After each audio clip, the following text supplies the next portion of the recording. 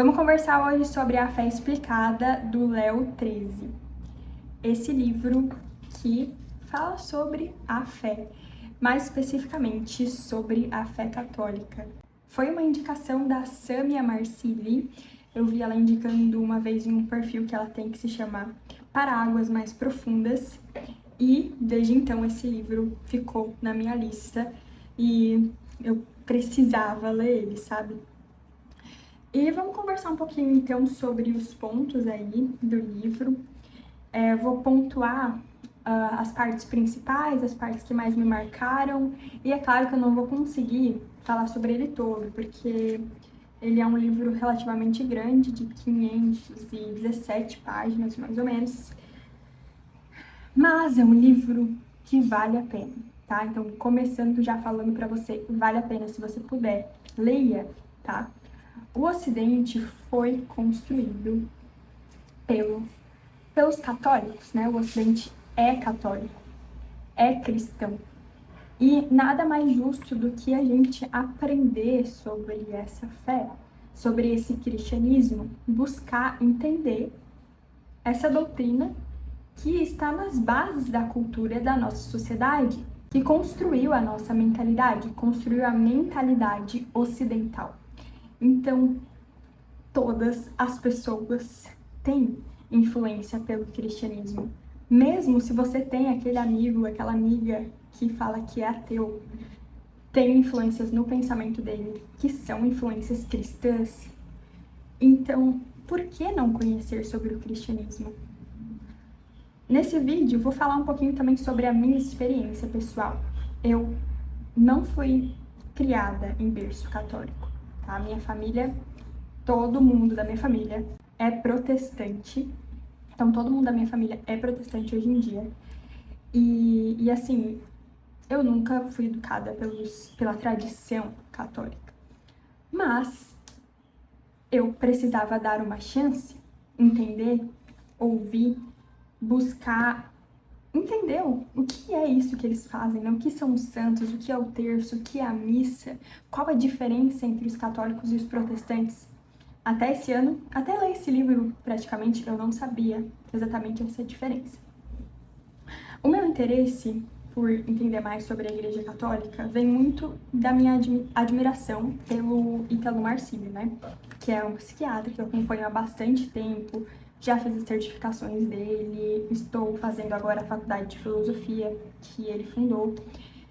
Então, ele sempre trazia pontos sobre o catolicismo e era uma parte do conteúdo dele que eu estava muito resistente, justamente por ter essa base protestante.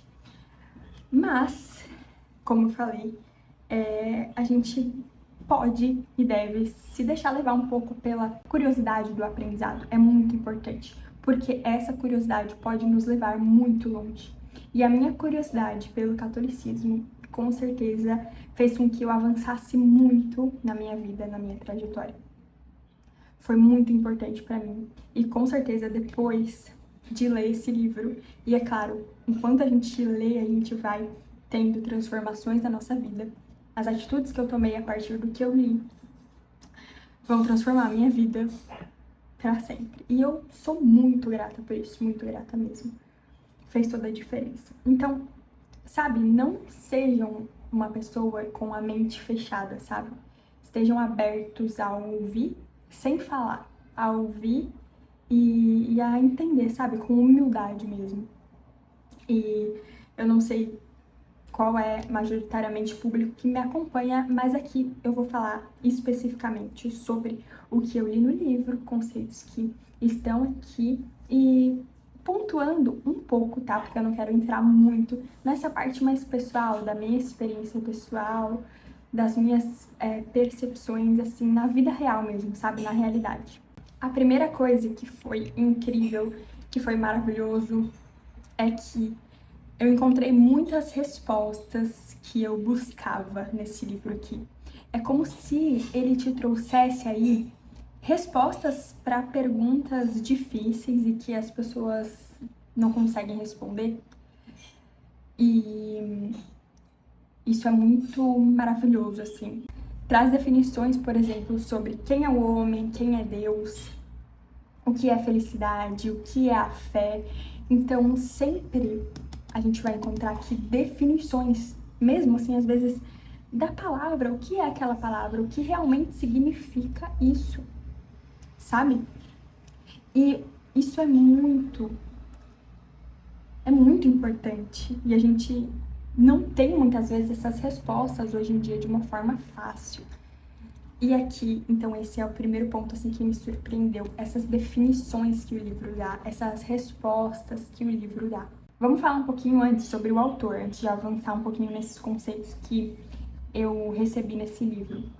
O autor é o Léo Treze, ele é um padre e ele também é doutorado em psicologia infantil.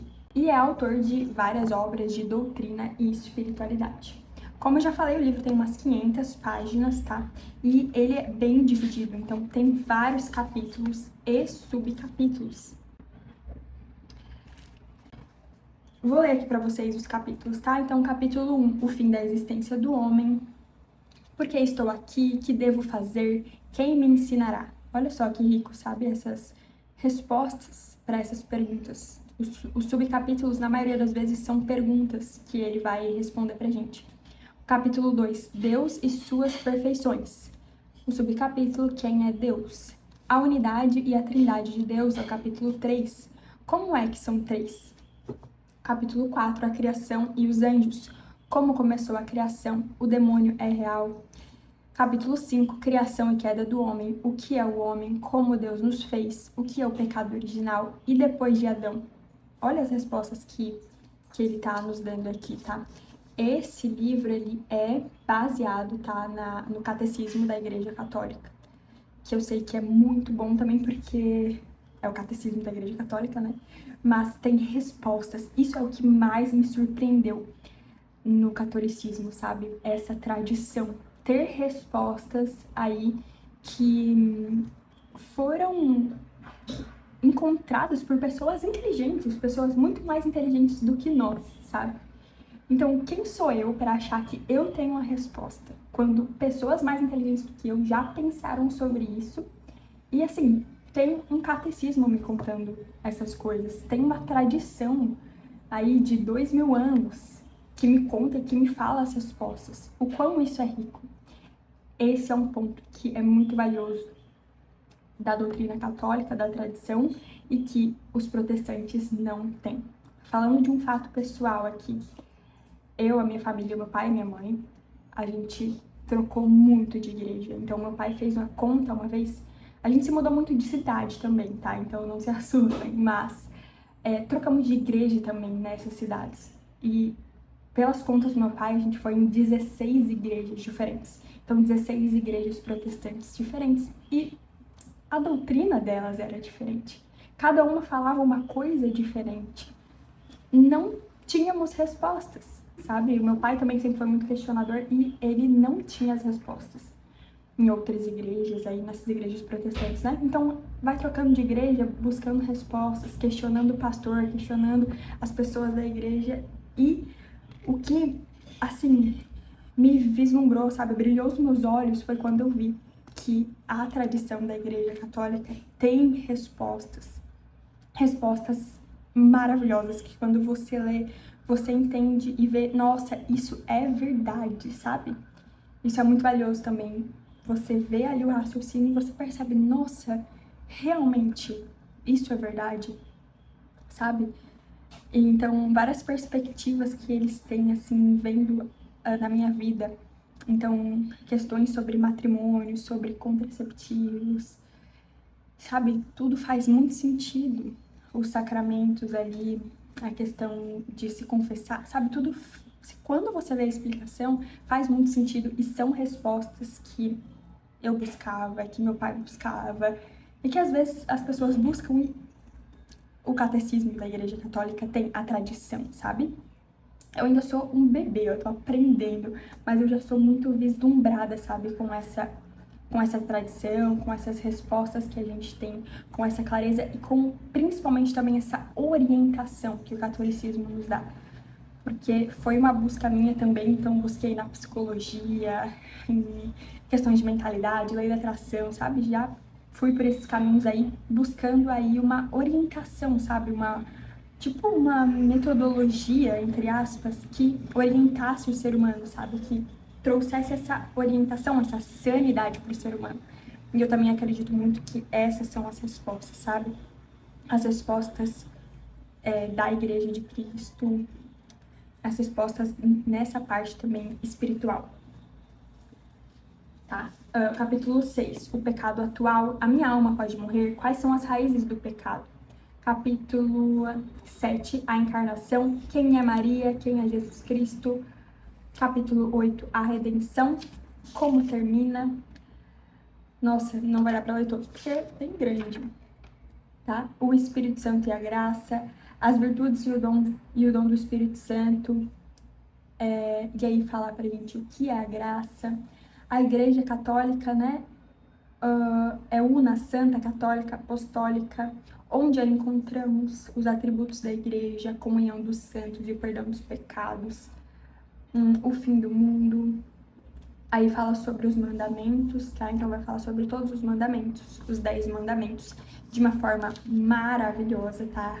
Assim, trazendo as minúcias mesmo de cada mandamento. Não só, tipo, amar a Deus sobre todas as coisas, mas destrinchando isso. O que que isso significa na vida prática? O que que isso quer dizer?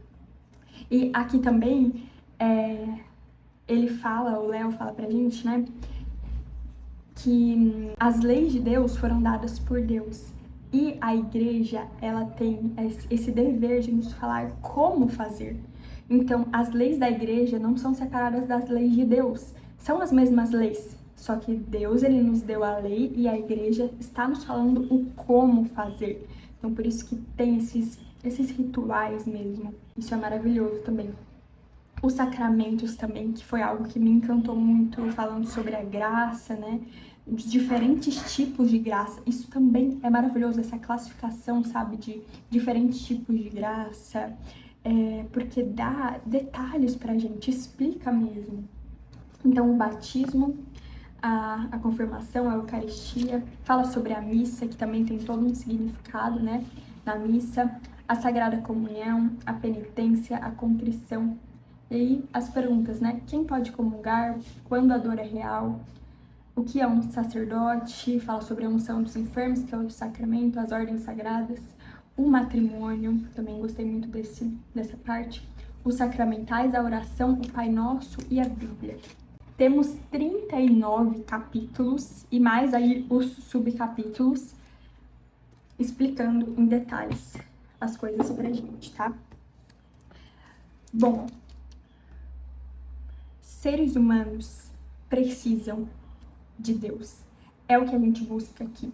A gente busca a felicidade. Todas as pessoas buscam a felicidade, buscam esse bem supremo. E esse bem supremo e perfeito, ele precisa existir, tá? Não existe um animal que tenha ali uma sede que não possa saciar essa sede. E essa nossa sede de sentido, essa nossa sede pela felicidade e pelo bem, ela pode ser saciada, né? Ela tem que poder ser saciada, de alguma forma ela pode. E ela só é saciada com esse conhecer a Deus e amar a Deus. Eu tenho uma resenha aqui no meu canal que se chama A Consolação da Filosofia, e esse livro é riquíssimo também, porque a gente vai vendo ali a filosofia consolando o Boécio e chegamos à conclusão de que nada satisfaz o ser humano, nem riquezas, nem poder, né, nem fama, nada. Porque o ser humano, ele busca esse bem espiritual. Precisamos de Deus, sabe? Isso é algo que a nossa inteligência, ela chega. A gente consegue ver essa busca por sentido de todo ser humano. A gente consegue ver que é algo intrinsecamente do ser humano. Eu até estou fazendo uma mentoria aí de filosofia com o professor William, que é incrível. E a gente vai caminhando aí na filosofia e vendo o quanto que a necessidade de Deus, a gente consegue chegar nela pela razão, e também a gente consegue provar a existência de Deus também pela razão, tá? Através dessa filosofia, principalmente essa filosofia clássica. E os primeiros capítulos aí do livro já vem falando pra gente assim, ó. Por que estou aqui? Que devo fazer? O capítulo 1 se chama O Fim da Existência do Homem. E é uma reflexão muito importante, que, bom, eu tenho 23 anos, vou fazer 24, foi agora há pouco que eu fui fazer essas reflexões. Tem pessoas, às vezes, que são mais velhas e ainda não fizeram essas reflexões. Ou seja, a gente vai deixando ir a nossa vida sem nos perguntar o fim da nossa existência. E a gente precisa saber qual é o fim da nossa existência. Por quê? Por exemplo, tem esse copo aqui, tá? Eu preciso saber o que ele é para saber e saber também para que ele serve. Ele serve para colocar aqui um líquido. Senão, ele vai perder a finalidade dele. Eu vou pegar esse copo aqui, eu não sei o que ele é, eu não sei para que ele serve, eu vou jogar ele na parede e não vai me servir para nada, entende? Então, o fim da existência do homem é uma reflexão necessária e que maravilhoso que logo no início do livro a gente já tem essa reflexão. Assim como nós precisamos saber o que é o copo e para que é o copo, a gente também precisa saber quem somos e para que somos. Essas são as bases de uma boa psicologia e uma boa pedagogia, tá? Não é à toa que a nossa educação está como está, porque a gente não reflete sobre isso. O ser humano busca a felicidade, busca então esse bem perfeito. A gente tem também a filosofia aí de Aristóteles falando que o ser humano ele busca a felicidade em Ética Nicômaco. O livro A Consolação da Filosofia também é excelente para a gente refletir sobre isso. E por que estou aqui?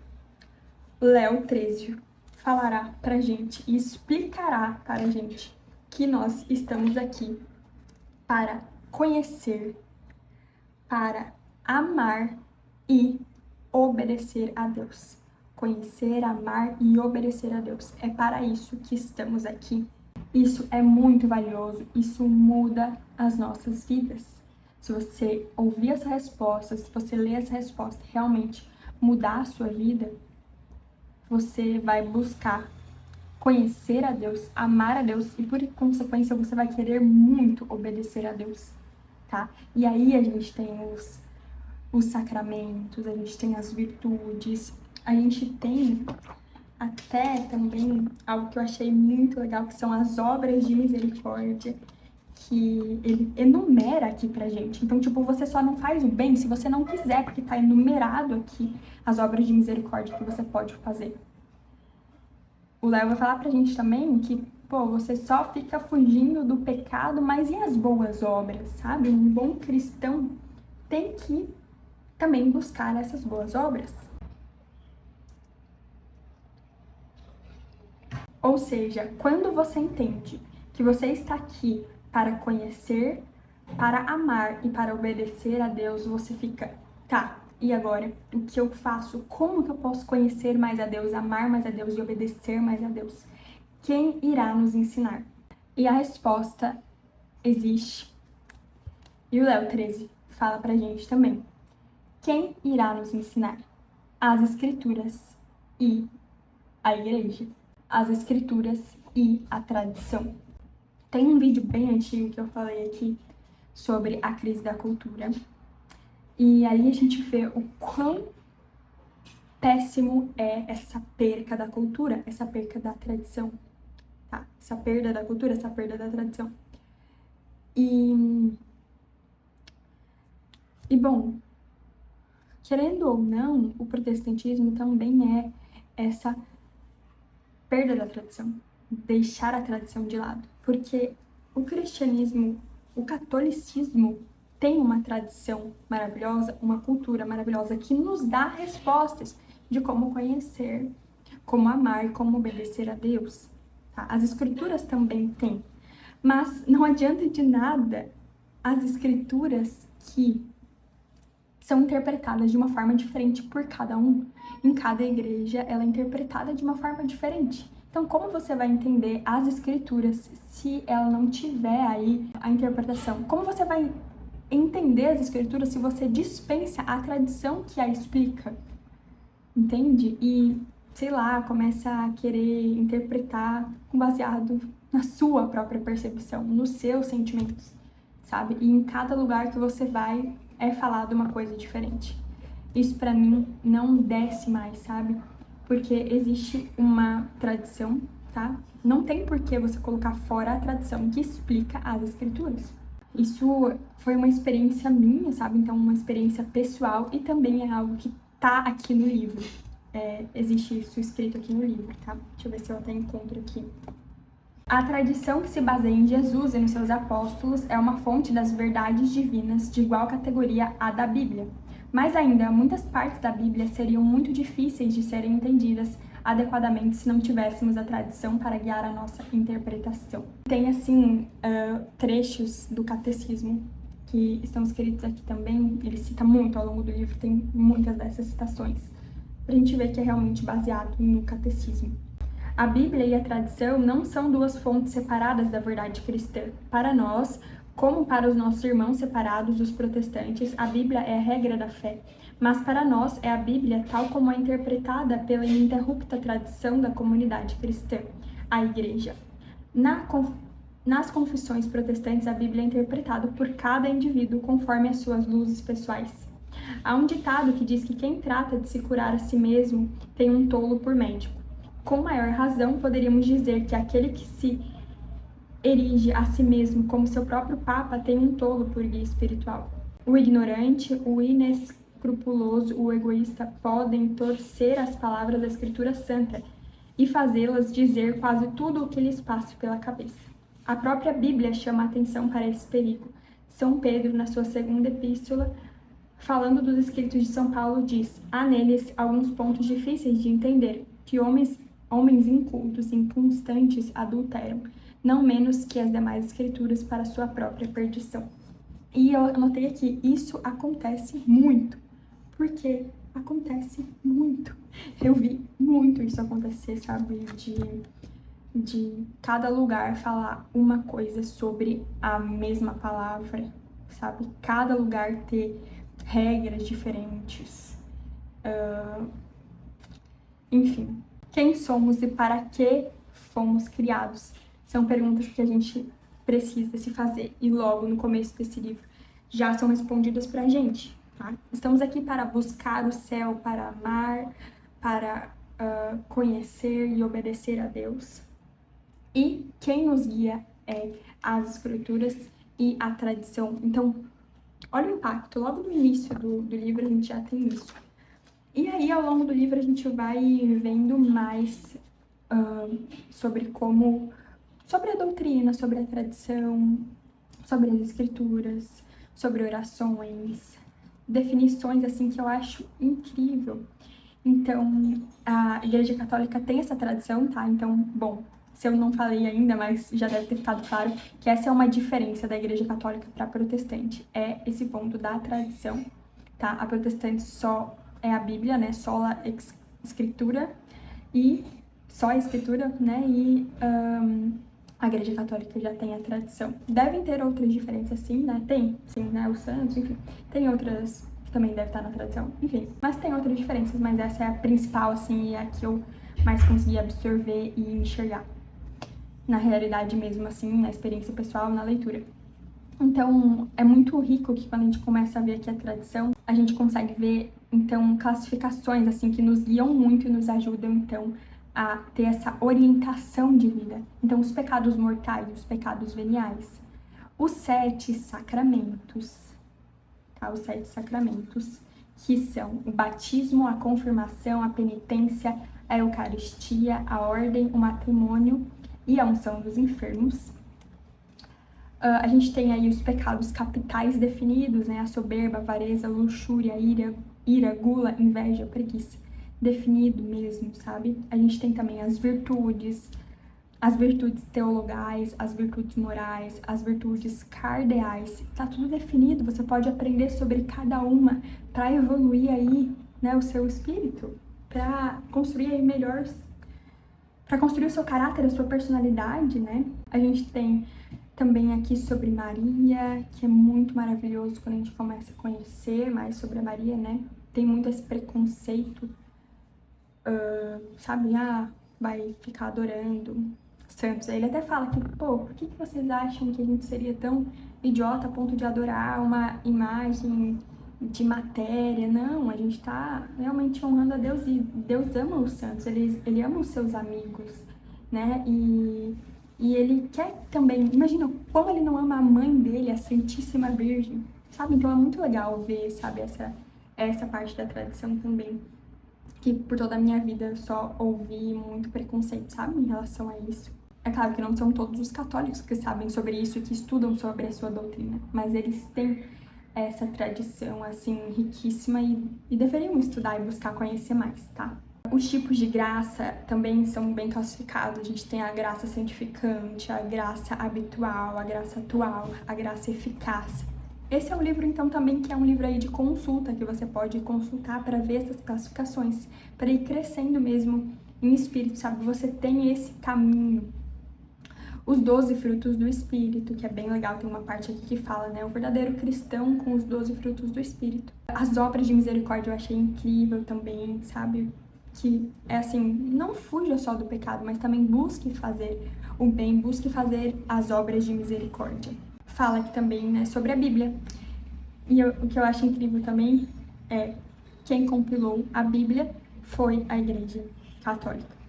Os 10 mandamentos, que é bem destrinchado aqui, como eu já falei para vocês. E aí, respostas, né, que eu falei lá no início do vídeo e demorei um pouquinho para voltar nesse ponto. Mas respostas sobre a felicidade, tá? A felicidade, ela existe apenas no céu. E para desfrutá-la, precisamos amar a Deus. O amor a Deus é uma atitude. Tá? Você tem que tomar aí atitudes. Você tem que obedecer a Deus. Por que Deus falou, Eva, não coma essa maçã? Não porque a maçã era diferente e tal. Porque ele queria que ela obedecesse para que fosse uma demonstração de amor. Então, essa resposta sobre a felicidade também é incrível, porque por muito tempo busquei a felicidade terrena, sabe? Por ser jovem também, por ser imatura, sim, mas eu acreditava mesmo que a gente pode ser plenamente feliz aqui e buscava incansavelmente aí essa resposta, mas não queria encontrar, porque, na verdade, encontrei aqui a resposta sobre a felicidade, que a felicidade, ela existe apenas no céu. E para desfrutar, a gente precisa amar a Deus aqui. Deixa eu ver na página 14 e 15. Logo no início, vejam.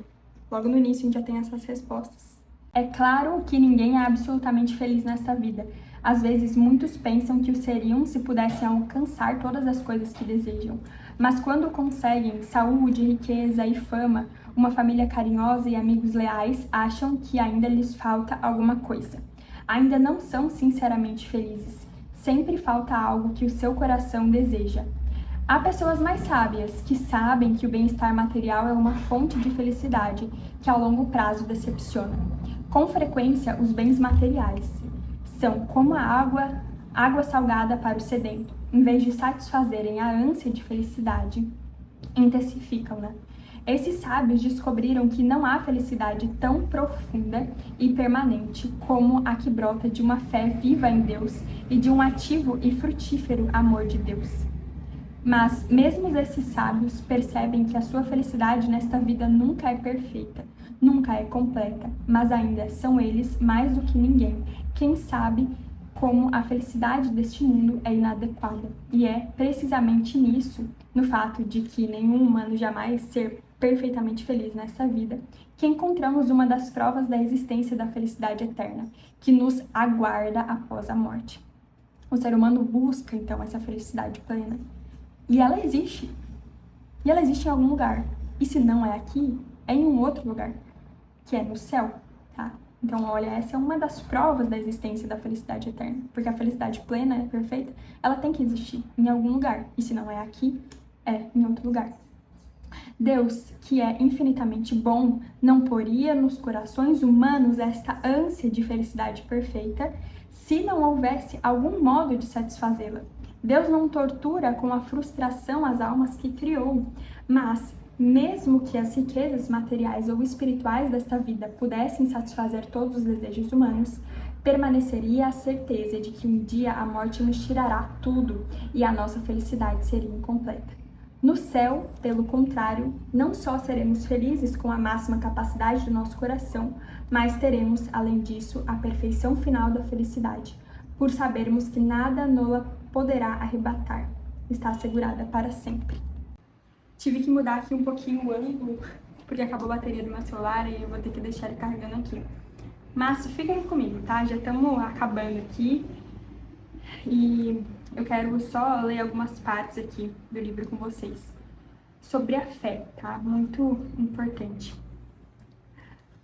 Tem um exemplo bem interessante aqui. Ele explica muito com exemplos, sabe? Isso é muito legal. Exemplos, assim, da vida real, que fica muito mais fácil de entendermos o que ele tá falando. Crença ou fé é a aceitação de algo como verdadeiro, baseando-nos na autoridade de outro, por adesão pessoal a ele. Aqui um exemplo, olha só, bem vida real. Eu nunca estive na China, mas muitas pessoas que lá estiveram asseguram-me que esse país existe. E porque confio neles, creio que a China existe. Igualmente, sei muito pouco de física e absolutamente nada de fissão nuclear. E apesar de nunca ter visto um átomo, creio na fissão nuclear porque confio na competência dos que me asseguram que isso se pode fazer e se tem feito. Bom, se a gente observar o nosso cotidiano, a gente faz isso sempre. A gente tem fé na Wi-Fi, porque a gente não enxerga o Wi-Fi. A gente tem fé na eletricidade, a gente não enxerga como que ela funciona. Mas, bom, ela funciona, sabe? Então, várias coisas assim ao longo do nosso dia, a gente acredita, às vezes até por testemunho que outras pessoas nos contaram. Não tem como viver sem a fé. Esse tipo de conhecimento é o da fé, afirmações que se aceitam pela autoridade de outros em que confiamos e a quem aderimos pessoalmente. Havendo tantas coisas na vida que não compreendemos e tão pouco tempo livre para comprová-las pessoalmente, é fácil ver que a maior parte dos nossos conhecimentos se baseia na fé. Olha só, a maior parte dos nossos conhecimentos se baseia na fé. Então a gente tem mesmo muita fé. Se não tivéssemos confiança nos nossos semelhantes, a vida pararia. Porque você não ia andar, porque você não ia acreditar em quase nada. Se a pessoa que diz, se não vejo, não creio, ou se não entendo, não creio, atuasse de acordo com essas palavras, bem pouco poderia fazer na vida. Então, jamais diga, se não vejo, não creio, ou se não entendo, não creio, tá? Bom, você pode buscar explicações, você pode também testar, sabe? E experimentar. E é isso que eu tô fazendo, assim, com o catolicismo, sabe? Experimentando aos poucos e vendo realmente como é isso. Tendo muita humildade para acreditar no que os outros estão me falando. Então, esteja aberto, sabe? Essa questão, essa perspectiva aqui da fé eu achei bem interessante. Porque para você não ser essa pessoa de mente fechada, assim. Porque muitas coisas na sua vida são pela fé, tá? E por que a Igreja Católica? Não é produto genuíno se não traz esta marca. Olha só, também muito real, muito realidade. Eu tenho certeza que você faz isso ou tem alguém próximo que faz isso. Encontramos com frequência este lema nos anúncios dos produtos. Tá? Então você sempre quer o original. O Louis Vuitton, aquela marca, né? Que é realmente uma marca. Talvez não acreditemos em toda a tagarelice sobre os produtos de qualidade e os entendidos o recomendam. Mas, quando vão fazer compras, muitos insistem em que lhes sirvam determinada marca. Eu quero dessa marca. E quase ninguém compra um artigo de prata sem lhe dar a volta para verificar se traz o selo que garante que é prata de lei. E muitos poucos compram um anel sem antes olhar a marca dos quilates. Então é uma comparação, né, com a igreja. Sendo a sabedoria de Cristo a própria sabedoria de Deus, era de esperar que, ao estabelecer a sua igreja, tivesse ele previsto alguns meios para reconhecê-la, não menos inteligentes que os dos modernos comerciantes. Umas marcas para que todos os homens de boa vontade pudessem reconhecê-la facilmente. Tá? Então fica aí essa provocação, né? Tá? Aqui também tem uma parte que está falando sobre esse juízo privado, né? Não está em nossas mãos escolher e acomodar a revelação de Deus às nossas preferências ou às nossas conveniências, o nosso próprio critério. E uma coisa que é muito legal também, porque não importa onde você estiver, se você for para a África, para a Índia, para a Alemanha, para a América do Sul, você se encontrará sempre em casa, sempre em casa. Do ponto de vista religioso, em toda parte a mesma missa, em toda parte os mesmos 7 sacramentos.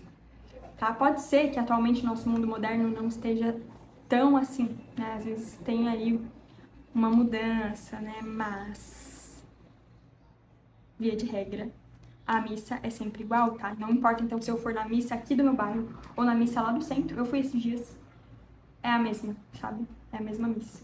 E também a comunhão, que é algo, assim, maravilhoso, que a gente se aproxima de Deus. Não é que a graça de Deus aumenta, porque ela já é grandiosa e Deus já tá próximo de nós, mas é nós que nos aproximamos dele, tá? Então é como se a gente estivesse mais próximo do sol. Quando a gente tá mais próximo do sol, a gente tem mais força para enfrentar o pecado. Então a comunhão, ela alimenta o espírito. Quando nos aproximamos mais e mais de Jesus pela comunhão frequente, notamos que a força de atração da concupiscência diminui e o poder da tentação se debilita.